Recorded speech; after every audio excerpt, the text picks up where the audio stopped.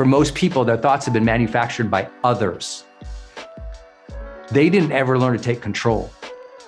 I know this sounds almost flippant to someone who's struggling in this area because you're like, yeah, Brendon, you're just saying I don't sense meaning in my life because I've never learned to define it.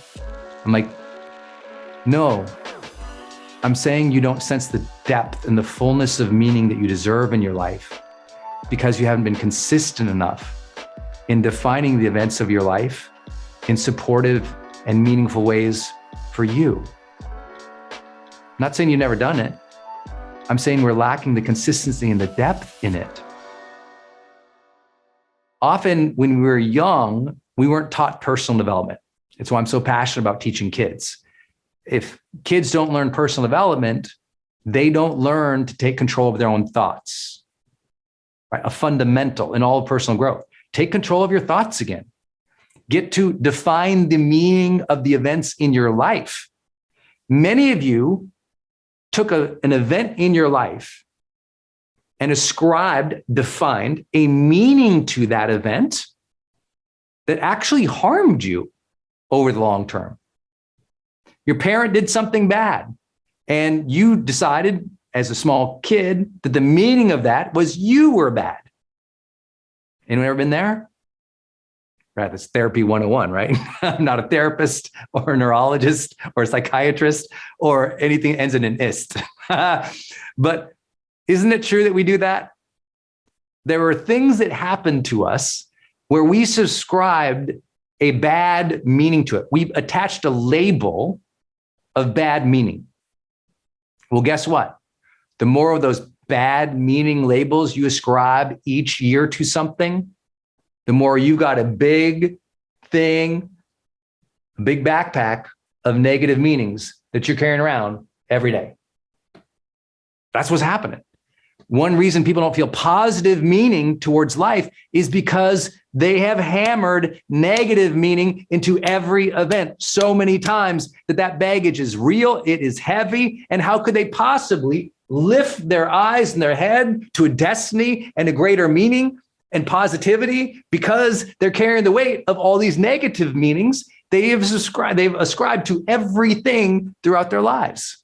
And it sounds flippant as hell to say, I know, to tell someone, but you gave yourself those meanings. Maybe you didn't know back then. You unconsciously created those labels. You unconsciously ascribed that meaning. You believed what they said, and their meaning you took as your own, and you carried everyone else's meanings or all the negative meanings, and you never decided as an adult, decided, you know what, from this day forward, this is a demarcation line. From this day forward, from now on, every day, I'm going to be very conscious about the meaning I put on things. I'm going to start putting meaning on things that are supportive of my life. I'm going to put meaning on things that help me learn and get better. I'm going to put meaning on things that allow grace and forgiveness and self-love and self-awareness versus self-hatred and negative judgment. You start that as an adult one day, or you do not, period. And that impacts your sense of meaning in life. I believe most people have never been taught any of this.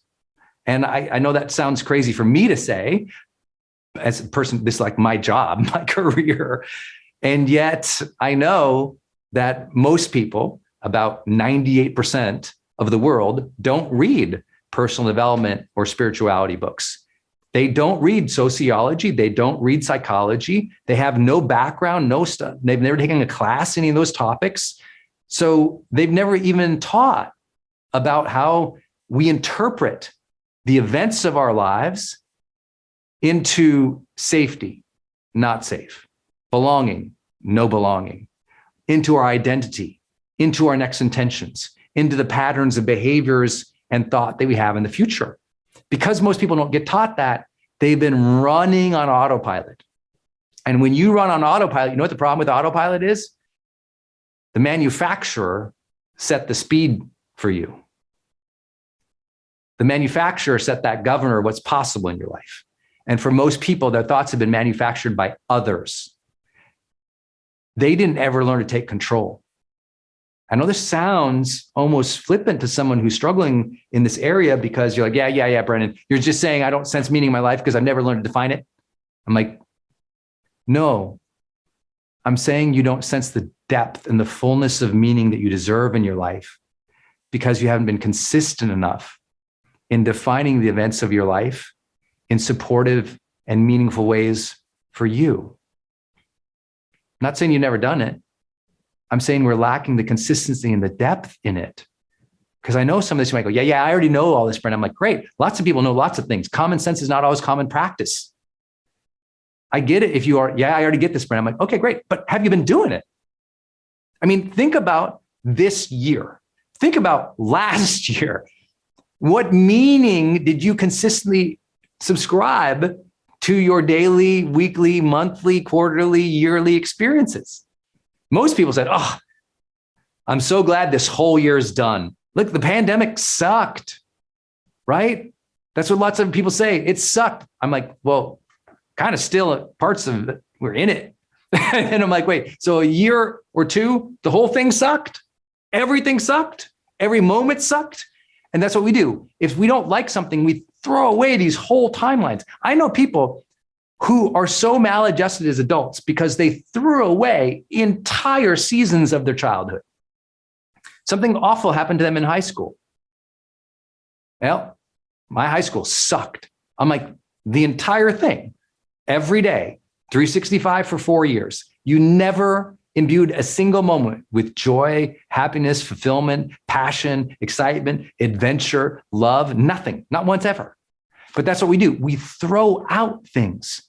See, the more you throw out of your life, the less meaningful it feels, doesn't it?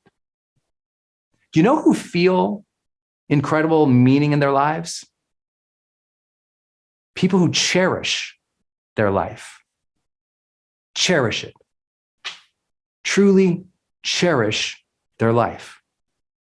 And if you feel like I'm speaking philosophically to you, I'm not. I've had both the blessing and the very real difficulties of being with a lot of people at the end of their life. And many of you know I've volunteered in hospice. I've been with my own father as he passed away in our home.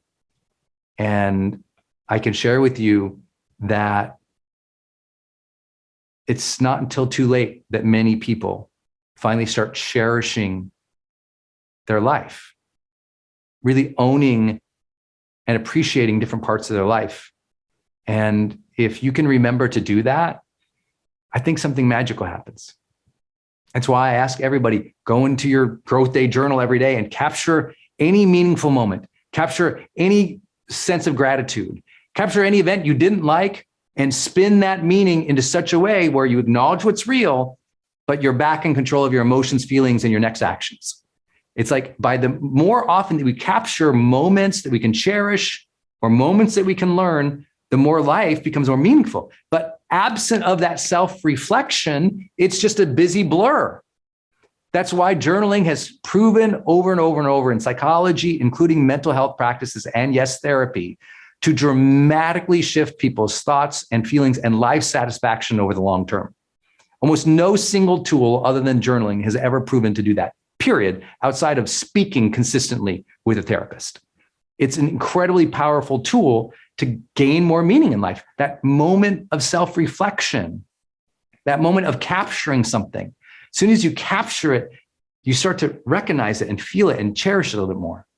But all of that takes what? You deciding to define the moments of your life more actively and consciously and consistently. And people are like, gosh, do you do that every day, Brendon? I'm like, yeah. As simple as, you know what, right before bed, thinking of like, what's the meaning I need to put onto some of the events today that both gave me energy and took some energy away? What's the meaning I need to put on that argument I had today? What's the meaning I need to put on that reward I got today? What's the meaning I need to put on this frustration I keep having? What's the meaning I need to put on that beautiful moment with the cat and my wife? Oh my God. Like, if you don't see them again, reflect, and put a label or a meaning on it, then guess what? Disappears. The more disappeared moments that we don't capture, appreciate, cherish, ascribe meaning to, the less meaning we feel. So many people feel little meaning in their life because they've never actually consciously put meaning on anything. Put more meaning on things more consistently, you feel it more.